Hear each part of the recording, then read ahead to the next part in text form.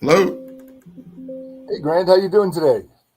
I'm doing just fine. I am trying to get everything good and set up here as we enter into our next episode on the big picture. This is going to be always a phenomenal show.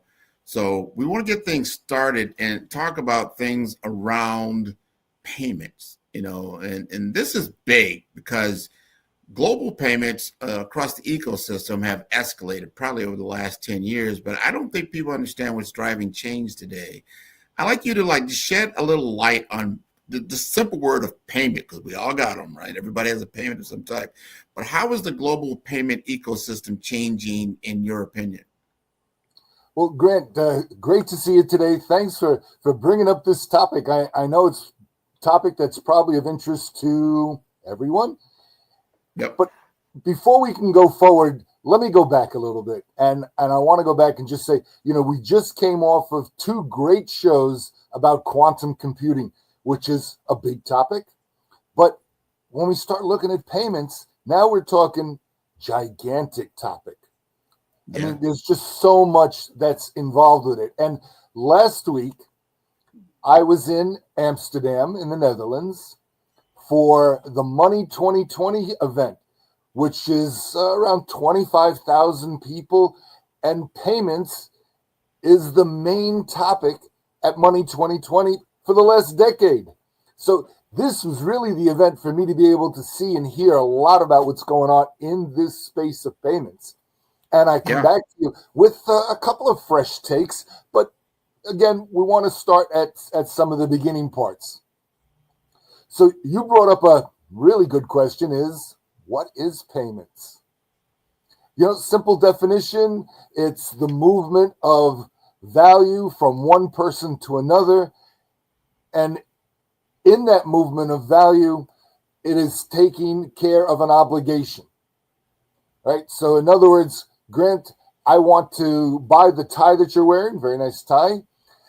And I'm willing to pay you for it. We agree on a price. The payment is that movement of funds that satisfies your price that you're asking for that tie. And then, of course, the Right. tie moves to me. So that's kind of a basic thing.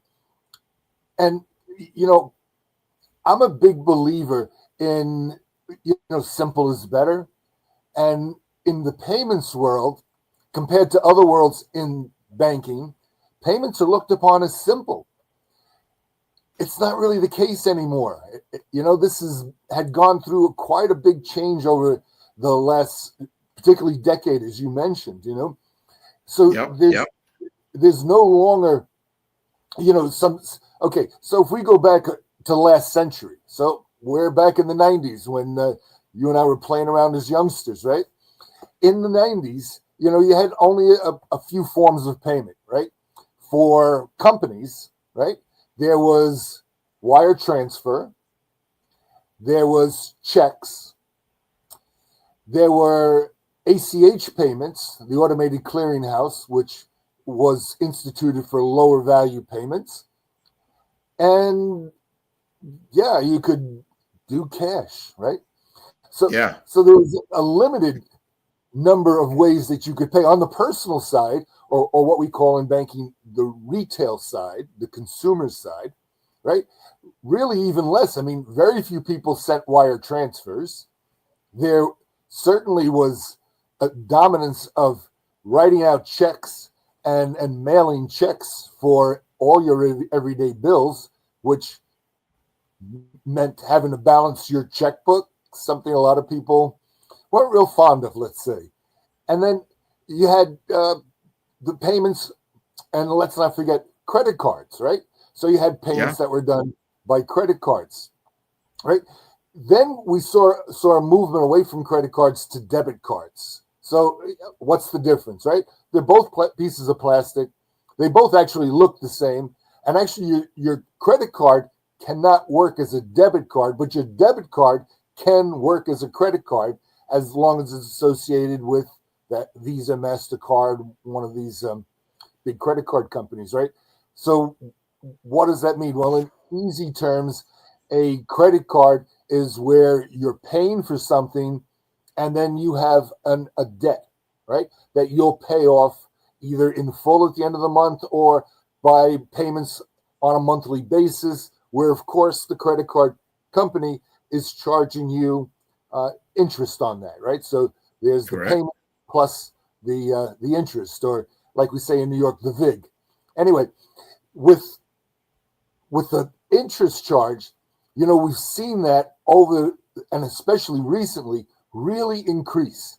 I don't know, Grant, how often you might get credit card applications or offers through the mail.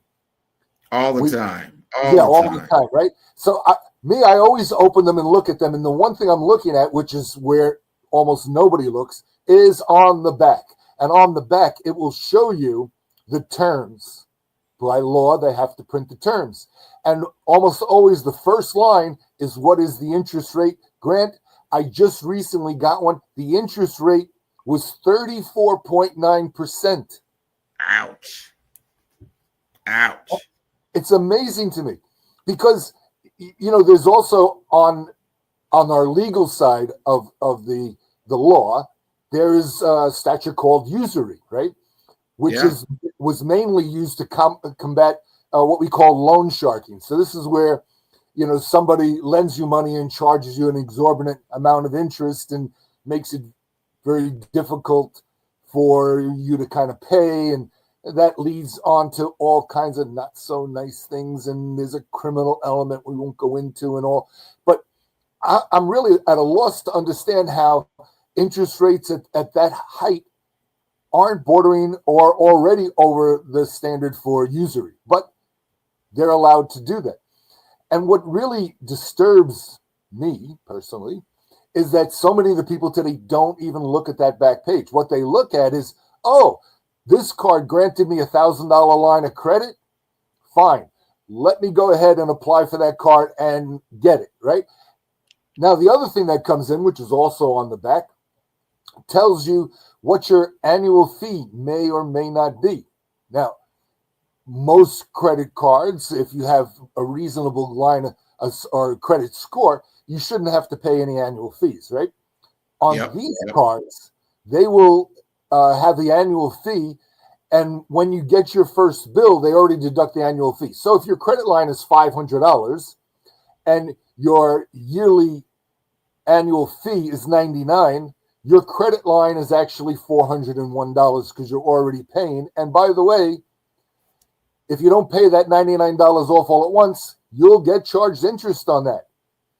So a lot of interest. Yeah. And it's in their best interest. It is. And, I feel that there's a lot of people out there who are not aware. And, this goes back to something you and I have talked about a number of times on the show, which is, there's not financial education going on in the high school or even lower levels. When these are actual skills and actions that people have to do every single day of their life going forward. We're teaching them things, biology is an important topic, math you must have, right? But, trigonometry, not a lot of people are really going to use. And I understand the educational argument that it's a matter of training your brain to think better, right? But yeah, we can't get a little room to get some school curriculum that covers your financial well-being. Anyway, it should be a core subject. It shouldn't be just, like I said, math, science. This is the game we play. This is how we survive in the world. And if you can't be undereducated when it comes to finance and how money works, how do you be undereducated? No, that's got to be front and center. And it's, what happens though is young people come out. Of course, they're anxious to go on to college. They're anxious to go into the workforce. They're anxious to make money. They're anxious to progress their careers. And with that, they're anxious to get a credit card, right? So a lot of them will automatically just sign up for these things, not understanding what's going on in the background. And invariably what happens is they end up in some credit issues, some credit trouble, hurts their credit score.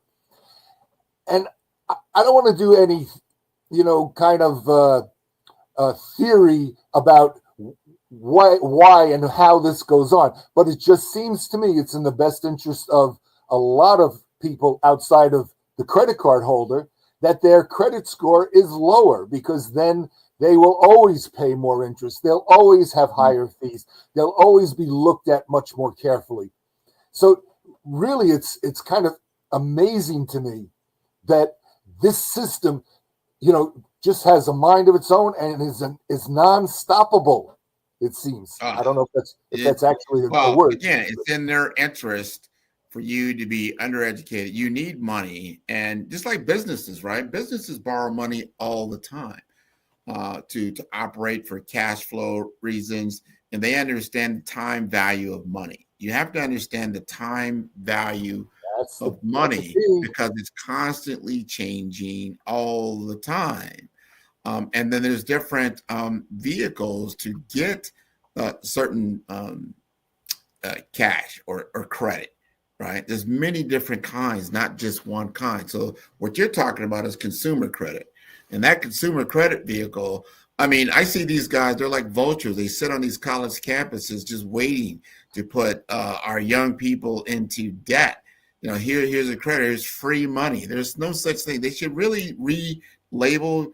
I'm a brand guy, right? Should be called literally, it's a debt card. It's not a credit card. It's a debt card, because it's going to put you in debt. It's nice to have, it's a convenience, but that is not something you want to use all the time, because it's it's a very high cost use of business finance.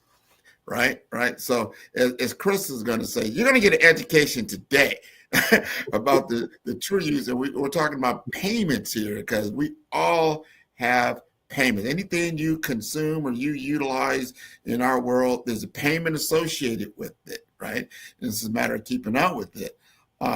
So we want to understand this just a little deeper, because real-time payment systems, and there's all kinds of payment systems, right, of how you pay your debts and things that pay back your banks. And there's all kinds of mechanisms out there.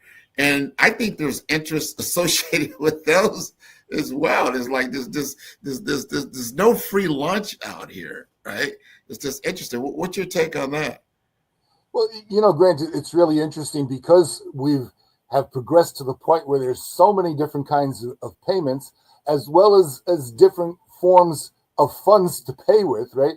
That you have systems that are for certain kind of payments. You have systems that are based regionally and country-wise. You have systems that are for the banks. You have systems that fintechs have put together, and of course you have crypto also. So you have such a variety today.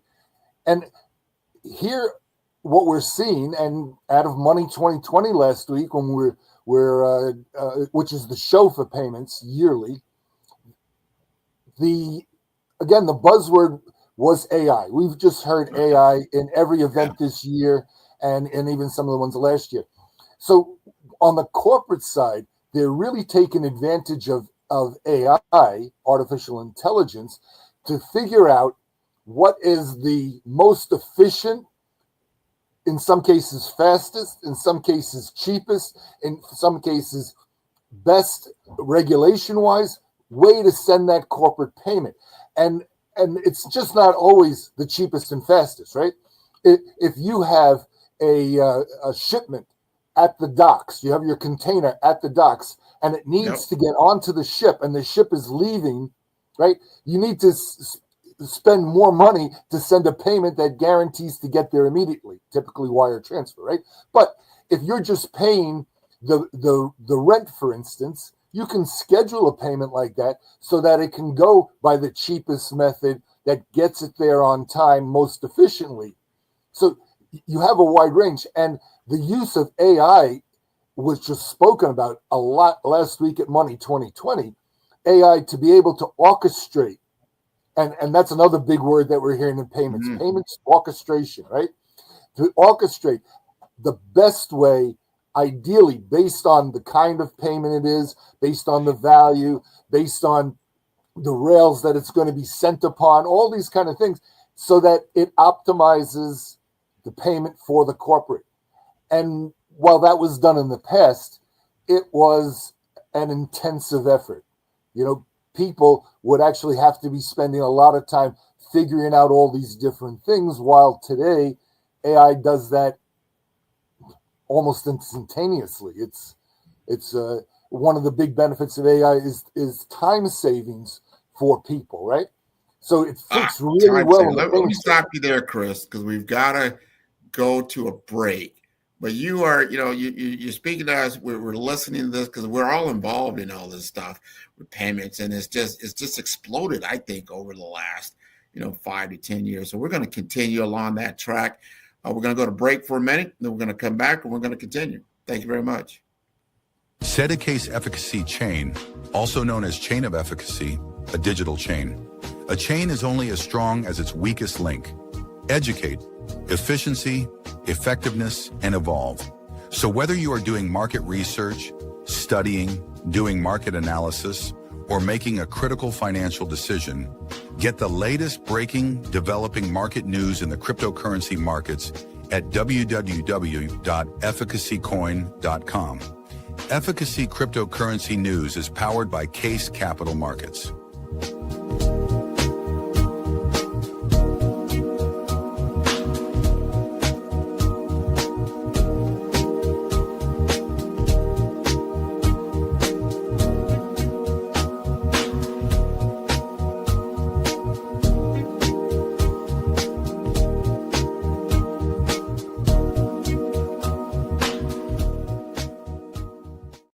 TravelShare. It Marketplace is an innovative, dynamic, user-friendly, and fully comprehensive global travel marketplace, featuring all Caribbean islands as a premier destinations. TravelShare. It Marketplace featured daily travel news, arts, culture, events, travel weather news, individuals' remote work, flex time, paid time off, family leisure time, and travel deals to better connect the U.S., Caribbean, and the Americas worldwide. So no matter where you want to travel in the world for work or leisure, working remotely or on vacation by yourself, with friends or family, whether by air or sea, TravelShare. It Marketplace makes it easy to get you to your destination. Book now at www.travelshare.com.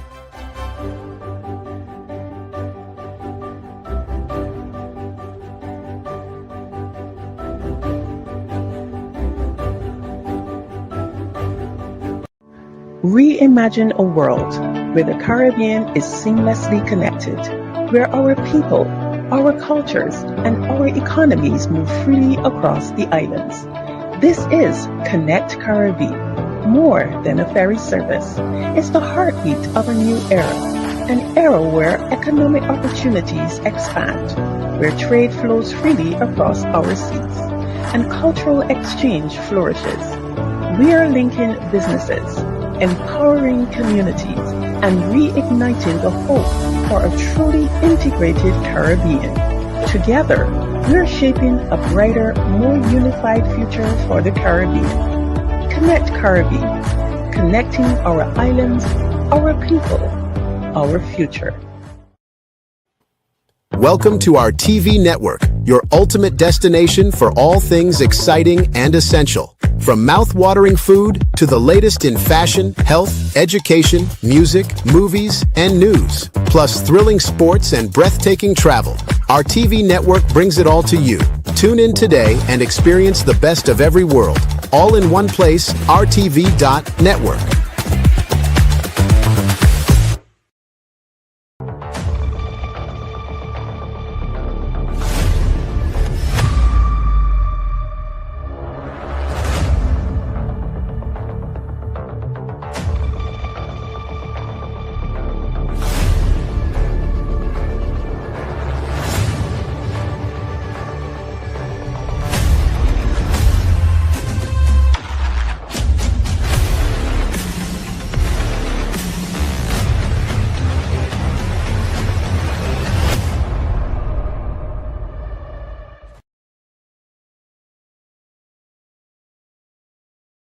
All right, we are back. Grant McGaw here with Chris Principe. We're talking about payments, not payments.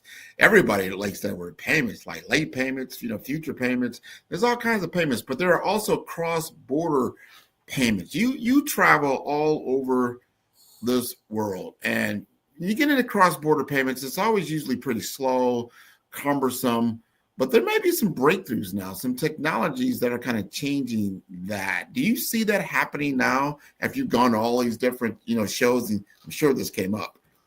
Well, Grant, you're absolutely right. And spot on with that assessment that there are a lot of changes going on. And again, let me reference back to Money 2020 that I attended last week in Amsterdam. First, anybody that's interested in knowing a little bit more about Money 2020 and the interviews that Financial IT did there, so you can get some real perspectives, I put our website right along the bottom there, just so you could go to that and be able to see the interviews that were done and hear actually from some of the game changers themselves what is going on. But when I talked a little earlier and I said the buzzword, AI being a buzzword and being the key one, there was a second one, which was a new one, which we really haven't started really hearing so much. And now I will tell you, we will. And it's called stable coins. Stable coin, okay. Stable coins, right. So, in the past, we've heard in payments about crypto and payments done by crypto and some of the speed. Well, what we're finding, I think, in crypto is a couple of things. One, it's fast, but some coins move faster than others. And Bitcoin, which is the one that's used the most, I would say, is probably on a little bit of the slower side. And when I'm talking slower in crypto, I might be talking 10 or 15 minutes rather than in a minute or faster, right? So it's relative, okay? That's one thing. So we hear and we see that crypto for cross-border payments is actually very efficient because it knows no borders, right? It's not a fiat currency that is issued by a country, and of course countries have borders, right? Mm-hmm. It goes across borders. But what's happening now, which is really interesting, is that stable coins are being used as the medium to move funds. Mm-hmm. Okay, so broad statement, right? Let me give you a little bit of the actual workings in that. So if I'm in one country and I'm looking to send a payment through my bank will actually have and buy a stable coin so that then it can transfer that stable coin onto the corresponding bank. Reasons for doing that, okay? There's really three quick ones that come to mind: speed, security, and what it does is it protects you against currency fluctuations. So if we look at cross-border payments, a big component of that, which you really don't see directly, is the FX or the foreign exchange component, right? So when we send a payment in US dollars to Great Britain and they're received in British pounds, right? There's a foreign exchange component there where the currency has to be sold, US dollars sold, and then you buy British pounds to deliver on the other side of the ocean, right? And most of the time it's seamless. I mean, you don't see when you're making your payment from your corporate or personal account, for that matter, that there is that exchange going on. Mm-hmm. And actually in the world of banking today, foreign exchange, the FX component, is one of the most profitable businesses they have. And there's a reason for that. The reason, one, is they are buying and selling the other currencies, right? So there is the price differential, there is some fee, and there's what we call in banking the spread. Okay, so the spread is British pounds today is $1.25 to $1 US. Okay, so when we're buying, we might show the $1.25, but we might actually be buying at $1.22. And that little spread difference there. It's always a fluctuation constantly. The bank keeps that. That's what they make. as well as the foreign exchange companies that are involved in this business also. And it's a very profitable business because there's no outlay of funds, right? It's not like I have to lend you money so I can make some money back. Mhm. This is I'm buying and selling, and the spread is money. It happens in crypto also, and a lot of people might not notice. There also, example, if you have a Coinbase account and you have Bitcoin and you want to transfer it to Ethereum, or Yeah. you have Bitcoin and you want to cash it in so you can send it to your bank account, right? The price that Bitcoin is today, let's call it, where are we at, Grant? 110,000, right? At least. The price that we have today, when Coinbase does it, they might actually be doing it at a little higher price, and that difference they keep. Or on the other side, they might do it at a lower price, and again, that difference they keep. And actually, as I'm looking in the crypto space, the percentages are actually better than what the banks are making on foreign exchange. So it's become very, very profitable for the crypto companies. And you might notice it, Grant, if you have $1,000 in Bitcoin, you cash it in, and then you want to send it to your bank account. By the time the fees and the spread and things are taken out, you might only end up with actually $950 in your Yeah. account. Okay. And my quick math tells me that's 5%. 5% is pretty good to pick up for doing a relatively split-second transaction. So now you can I'm understand. going to stop you there, Chris, because Okay, this is good. important to understand the banking game, the finance world, about true value of money, and understand. We Yeah. talked about in the first section around credit, and then how they make money on interest. So you're $1, yeah, I'll give you $1, but that same dollar, you're going to end up giving me, let's just say $2 back for that dollar that I gave you, because it's almost 100%.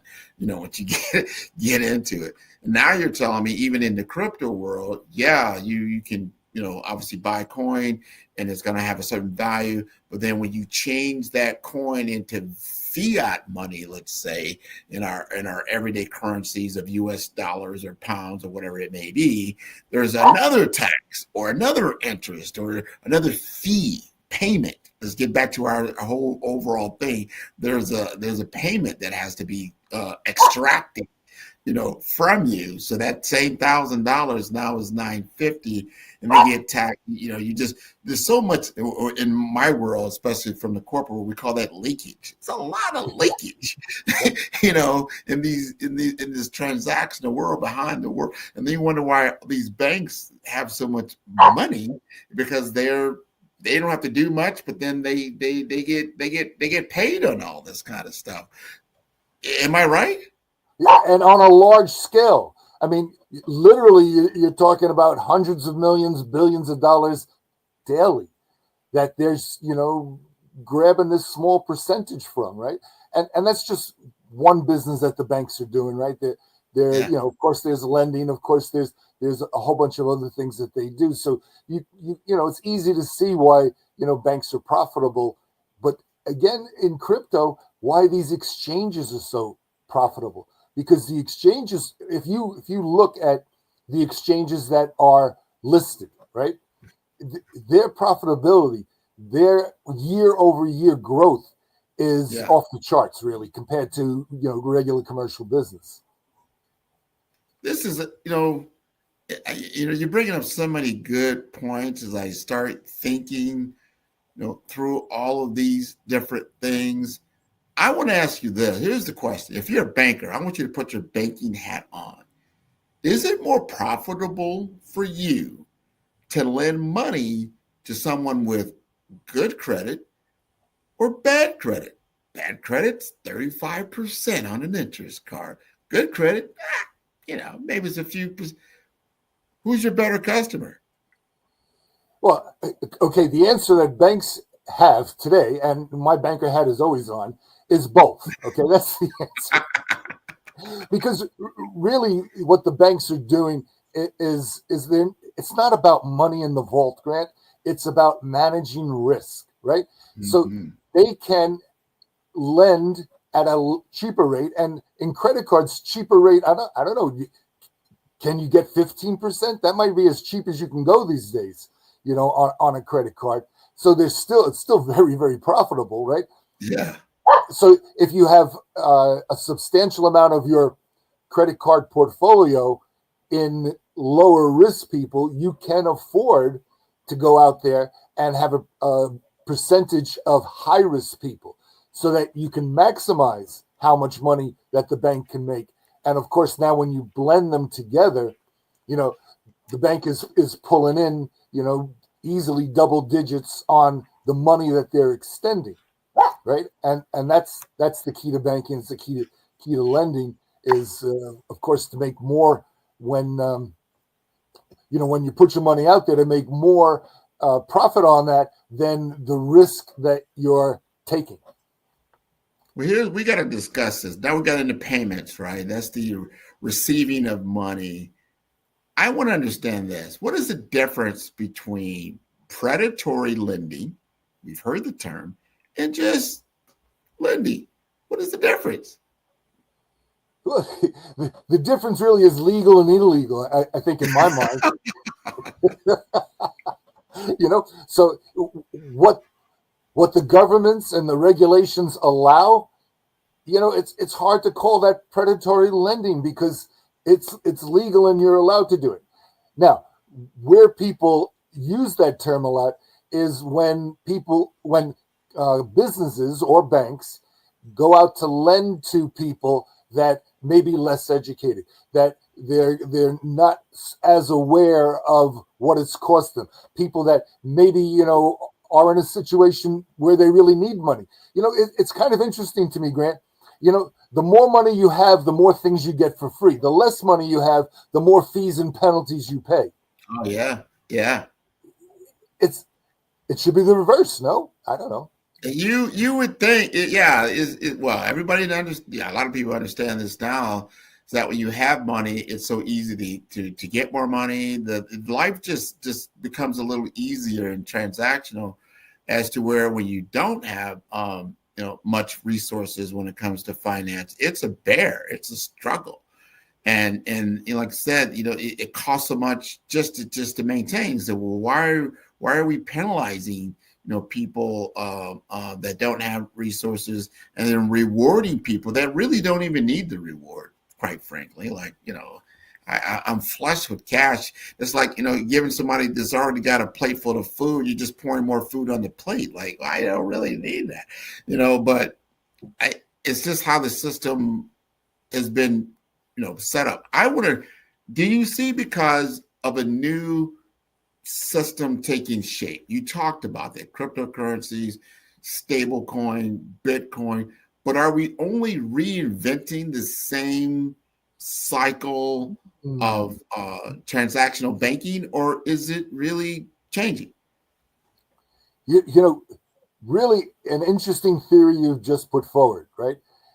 I mean, at the end of the day, and like we started the show saying, basically payments are simple. At the end of the day, it's all about, I want this, that's the price, so I need to pay for it before I can get it, right? And I mean, you think about how simple a thought that is, and a simple an action that can be. And it makes you wonder, have we really put all these things in place to make it more complex so that there is earning opportunities? Kind of interesting when you start looking at it that way. Now, on the other side, any of these technologies that we see, whether it's in payments or in crypto or in other areas, basically all start because there's a problem that needs to be solved. Right.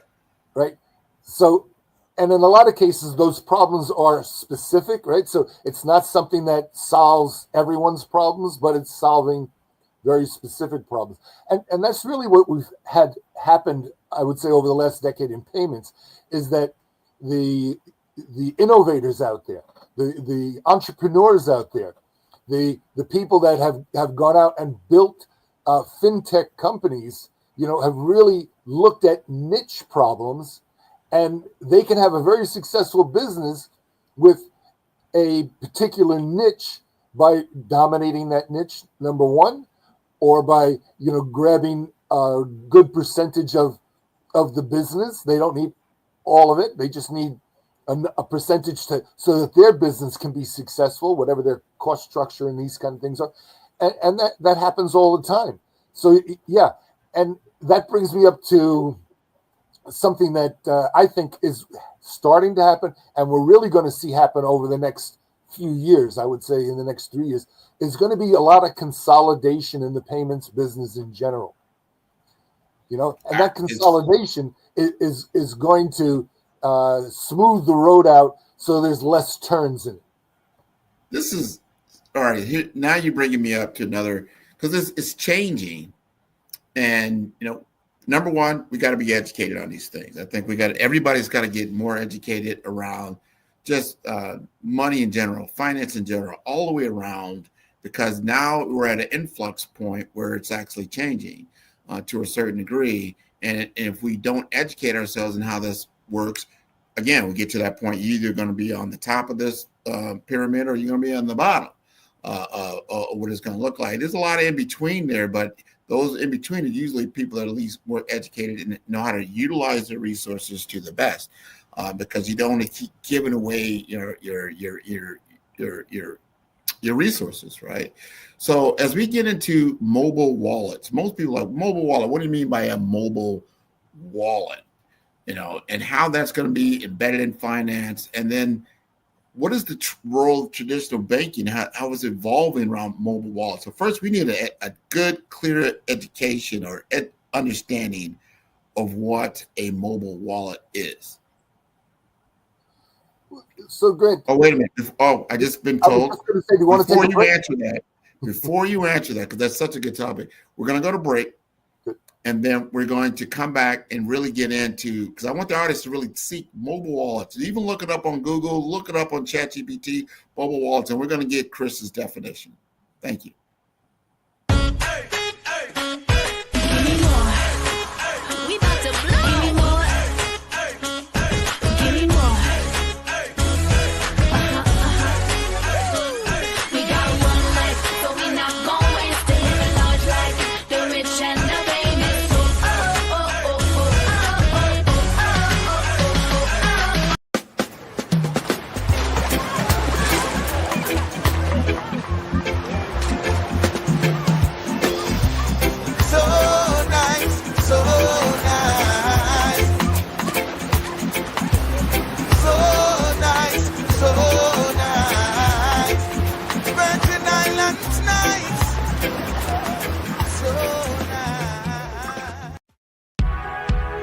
Today we're taking a little vacation on the west end of St. Croix, visiting a seaside restaurant called the Beachside Cafe here at Sandcastles on the Beach. The atmosphere is just wonderful. You just feel very welcome when you're here. Hi!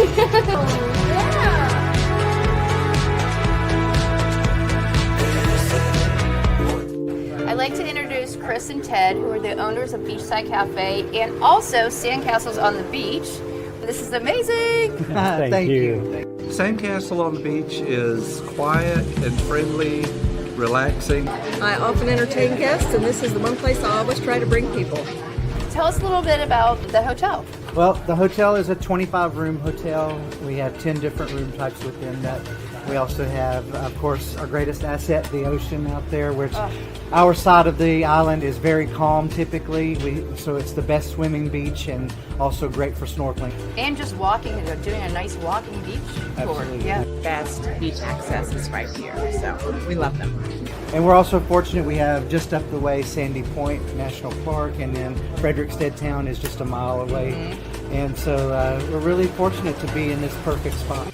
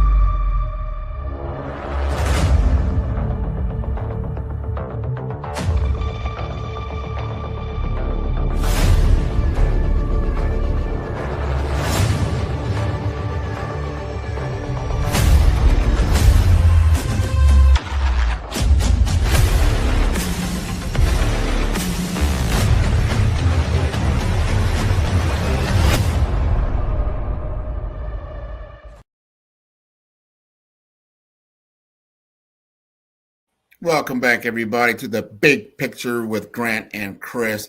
We're talking about mobile wallets. If you weren't here before our last break, we're talking about mobile wallets. We want to talk about what's going on and how it's evolving right now. I'm going to let Chris. I want Chris to almost define it, but I'm wondering if these banks are going to become more just platforms. Are they going to be more back-end providers, or will they go into digital irrelevance? Take it away, Chris.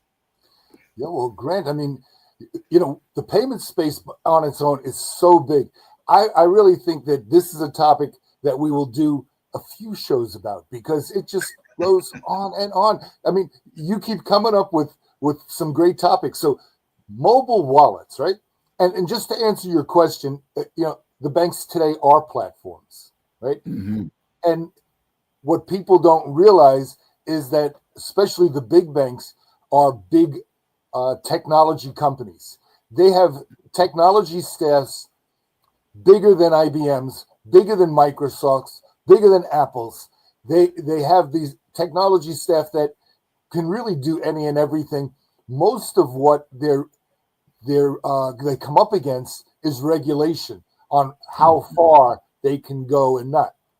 And I think that we'll see right now into the short-term future that the banks are going to get more leeway regulatory-wise to do more things. And the obvious one, of course, is crypto. The banks are not yet able to offer crypto to their customers, right? Mm. And that comes to the topic of mobile money, because and mobile wallets, right? So, real simple definition from my view on a mobile wallet is a place where you can store your various forms of payments, various forms of getting paid, as well as your funds themselves in different forms, meaning fiat, crypto, credit, these kind of things, right? And it's basically what we like to say is in the cloud, right? Mm-hmm. So instead of having the wallet that's in your pocket or in your purse, where you keep your credit cards and you keep your cash, this mobile wallet is accessible anywhere through a device that reaches the internet, right?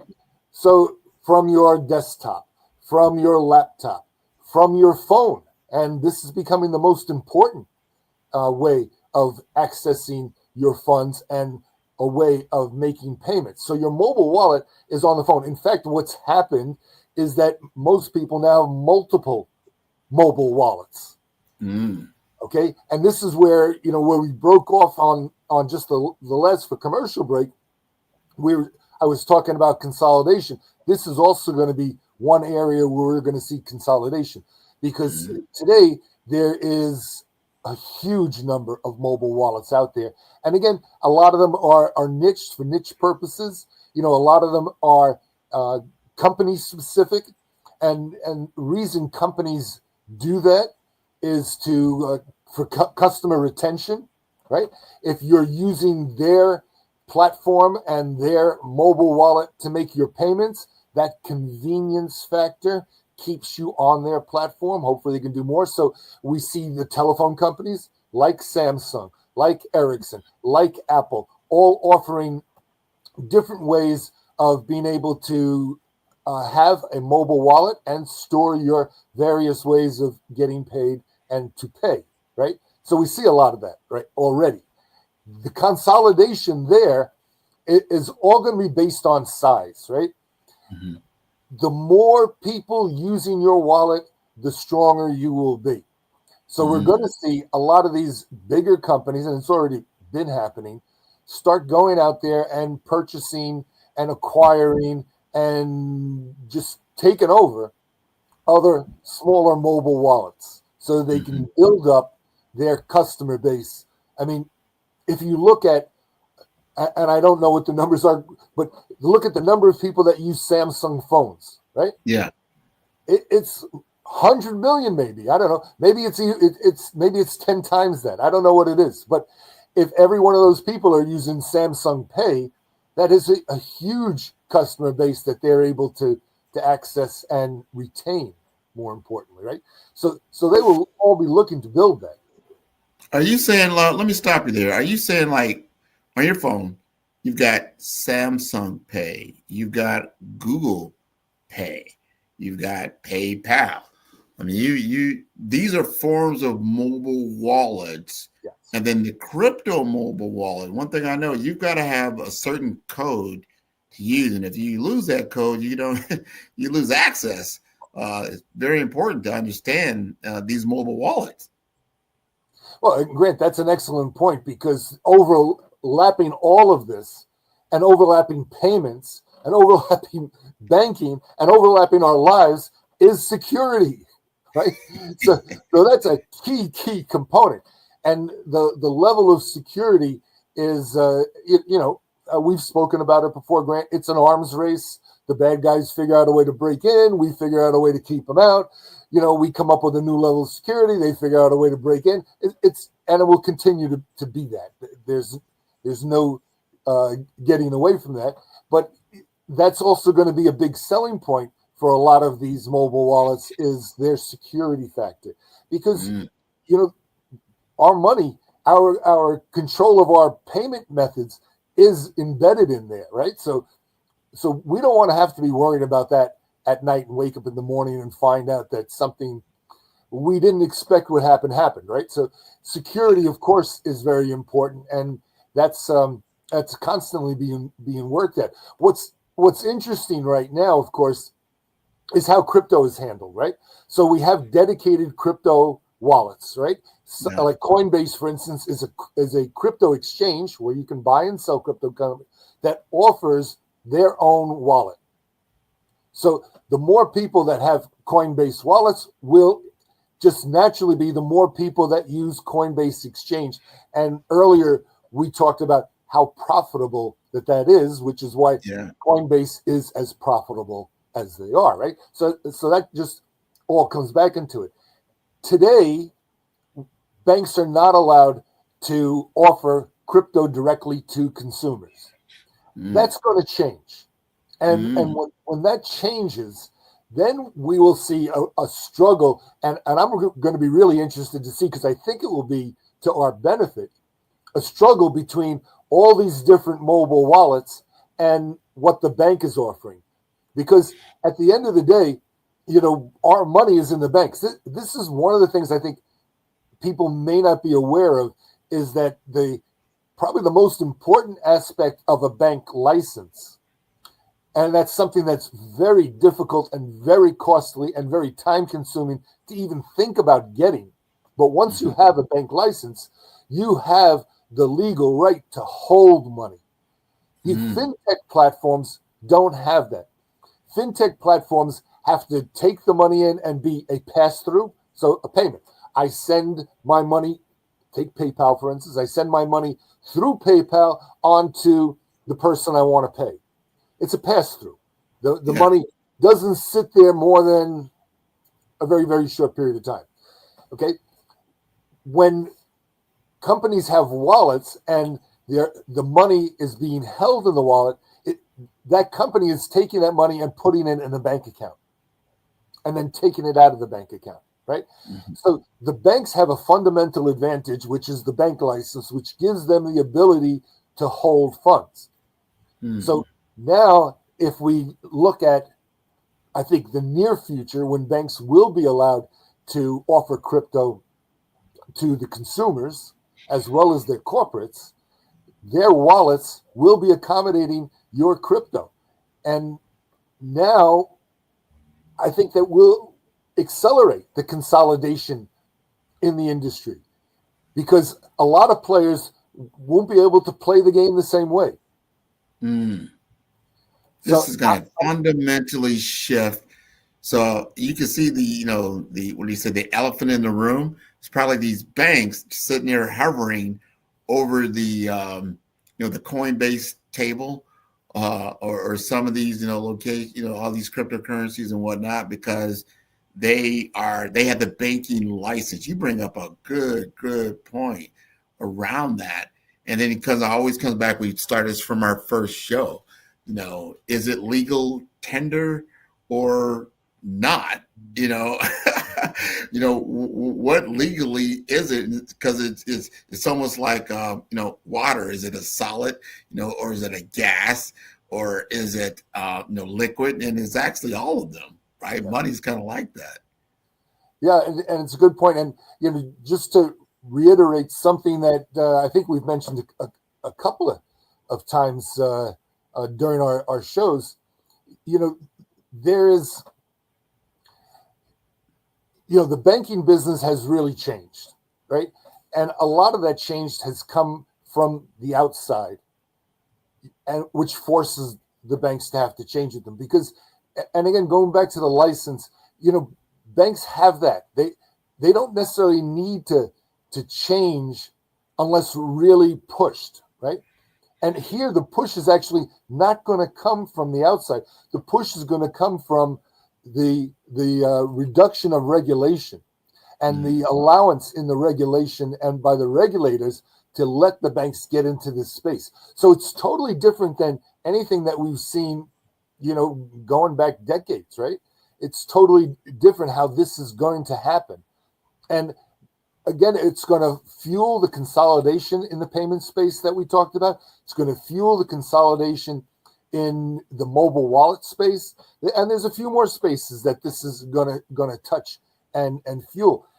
And, it's interesting to me because last week in Money 2020, in speaking to some of the banks, I had a great conversation with Standard Chartered, which is one of the great global banks that's out there, and also Lloyd's, which is the British bank. They're really interested in this space, and they're just waiting for it to be acceptable in terms of the regulators for them to actually get involved. But it's one of the few times in my career that I'm seeing and hearing that the banks are actually building things that are not already out there, building things that are not already being delivered to their customers, that they're building things in anticipation of the near term when they'll be able to. And again, even between the banks, it'll be a race to get out there. No, Chris, this is all very interesting. And I still haven't got my fundamental question answered, right? A dollar is a dollar, or, money is money. I mean, what for the average everyday consumer or, a player on this monopoly board, right? I mean, just because all of a sudden, I go to the bank, I get dollars, I go to the bank, I get crypto. Is it a fundamental shift? Or is it making my life easier? Is it making it better? Is it just, I don't know. What is the fundamental advantage? So if you had to give a piece of advice to the payment leaders, the banks, the fintechs, the people who have, this new type of currency, I mean, is there a fundamental shift or change, or is it a competitive advantage in this fast moving space? Well, Greg, I think it's all about competitive advantage because, realistically, if we wanted to simplify these things, we would have one financial institution globally. It's just like when I see cars on the road, right? Do we really need 100 different models by, 20 different manufacturers? Do we really, is that what we need? Or do we need one manufacturer of cars that just makes, the right car that everyone can use? And it also it gets involved with that is, your personal preferences, right? So I think we will see these same things when we look at the bank space. And, it's also the kind of thing where, and you can speak to this better than I can as a brand guy, right? It's also about how do you keep enhancing your brand? Well, I would imagine you can hit this better for me is, new advancements, new products, things that make you different, things that hopefully make you unique, at least for some period of time, any of these kind of things. So that speaks to the opposite of, we should have one car manufacturer making, all the cars everyone needs. So there's not all this discussion and diversification and, what say you on that? I'll take that on, and from my lens, from branding, sales, marketing lens, perception is reality. I'm going to say that again. Perception is reality. If you perceive, let's just say, cryptocurrency as a better form of financial transactions, then it is. If you also perceive that having a fiat currency in the traditional banking system is a better form of transacting business, well, then it is. We remember the day when, no one wanted to do business through e-commerce. I still remember that day, right? You still wanted to go to the bank. I think my parents still do this. They love to go to the bank. They love to go to the bank and get cash in their hands, and then go someplace and buy things and get change, and that kind of thing. Where if you probably ask my daughter now, she's like, what? That's just like more stuff, right? I can just give you this card, right? Or I can just tap my phone, right? And you have the exchange of service. Remember, at the root core, we have an agreed upon system of finance. We agree that piece of paper with some ink on it is actually worth something. We agree, because at the end of the day, if we don't agree on that, it has no value, right? It just doesn't. So as a collective, to your point about regulations and finance and government and things like that, that's why you say, you know what, we're just going to agree that this is worth something, and it is a bargaining, a type of bartering that you can utilize without me having to give you, hey, here's my tennis shoes for your shirt type of thing. Like, we're going to have an agreed upon, form of currency with a value that we say, hey, your tennis shoes are worth X. It's $10. My shirt is worth $20. You owe me $10, or maybe another pair of shoes. So this is how we elevated our form of exchange of goods and services. Does it change because it's a cryptocurrency as opposed to a fiat currency? To me, I don't know. I was like, I'm not sure. But to your point about even when we studied even earlier, talking about interest, and is your money worth more, right? Is what you're trading for worth more in a crypto world as opposed to a traditional banking world? Then that's another discussion. Like, oh, it's worth more. There's more value there.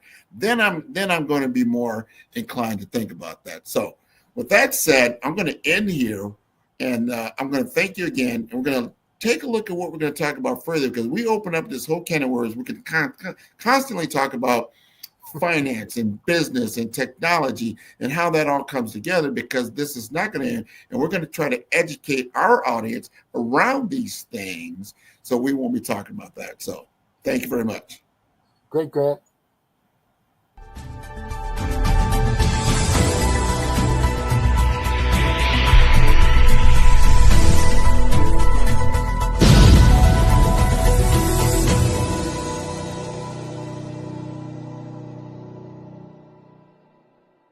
Welcome to our TV network, your ultimate destination for all things exciting and essential. From mouth-watering food to the latest in fashion, health, education, music, movies, and news, plus thrilling sports and breathtaking travel, our TV network brings it all to you. Tune in today and experience the best of every world, all in one place, rtv.network.